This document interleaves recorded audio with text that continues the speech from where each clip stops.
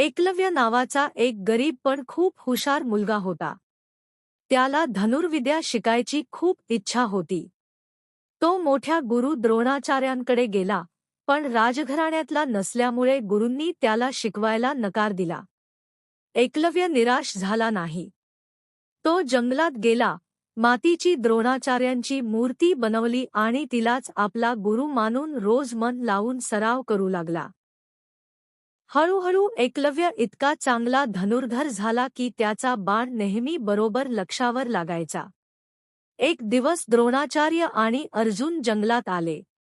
त्यांनी एकलव्याची कला पाहिली आणि आश्चर्यचकित झाले. द्रोणाचार्यांनी विचारले, तुला हे कोणी शिकवलं? एकलव्य नम्रपणे म्हणाला, आपणच माझे गुरु आहात. द्रोणाचार्य म्हणाले, मग मला गुरुदक्षिणा दे.